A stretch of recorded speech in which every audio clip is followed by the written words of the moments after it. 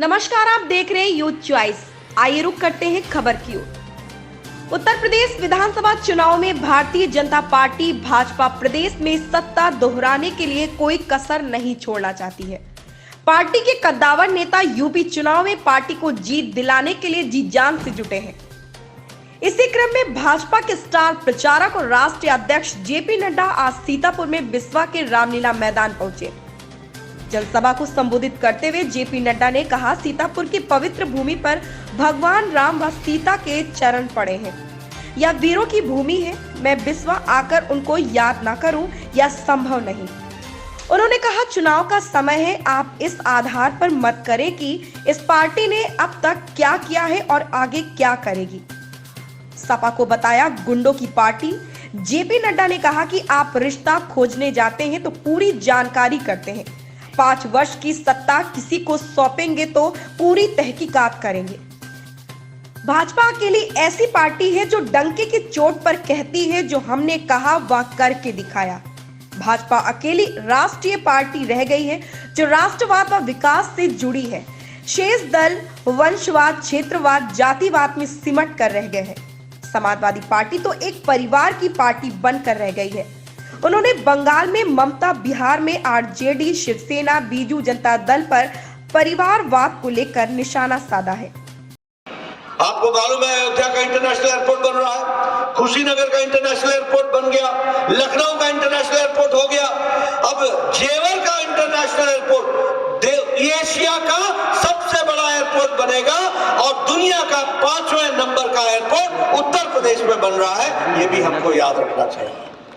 एक विकास की एक नई कहानी लिखी जा रही है, हर एक दृष्टि से लोगों को जोड़ने के लिए, और उसके लिए काम हो रहा है। अगर मैं सड़कों का जाल की बात करूं, पूर्वांचल एक्सप्रेसवे हो, बुंदेलखंड एक्सप्रेसवे हो, गोरखपुर एक्सप्रेसवे हो, चाहे गंगा एक्सप्रेसवे हो, ये सारे उत्तर प्रदेश को 4 लेन 6 लेन सड़क से जोड़ रहा है। मित्रों, ये जो जोड़ने का काम और 60 लाख प्रोडक्शन लिंक इंसेंटिव के माध्यम से जोड़ा गया है।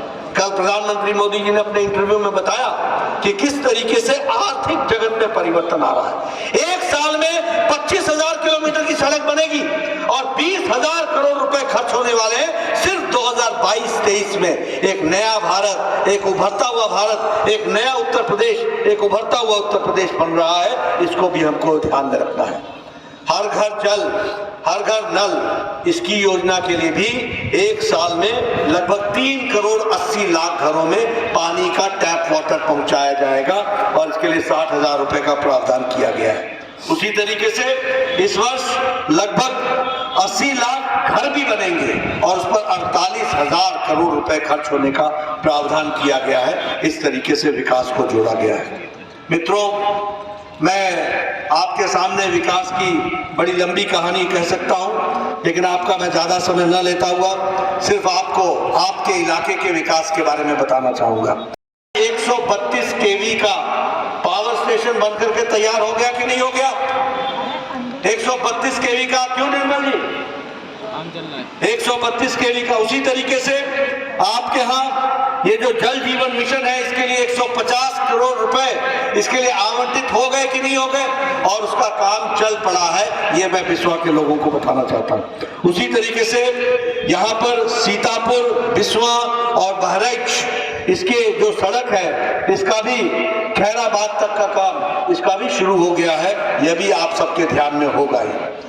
और जो बिस्वा की सड़क है उसको चौड़ा किया जा रहा है, बिस्वा से सिधौली तक। उसी तरीके से सिधौली से लेकर के नैमिषुर रनिया तक, यहाँ तक का भी चौड़ा किया जा रहा है, उसको भी बढ़ाया जा रहा है। और ये किवानी नदी पर ब्रिज बन रहा है और वो भी सकरन ब्लॉक में बन रहा है। इस तरीके से विकास के नए नए आयाम इस क्षेत्र में भी स्थापित हो रहे हैं।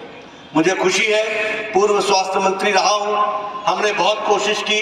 आज मुझे खुशी होती है कि 176 सब सेंटर सीतापुर जिले में खुल रहे हैं, नए sub centre, health sub centre. ये भी मैं आपको बताना चाहता हूं कि 176 खुल रहे हैं।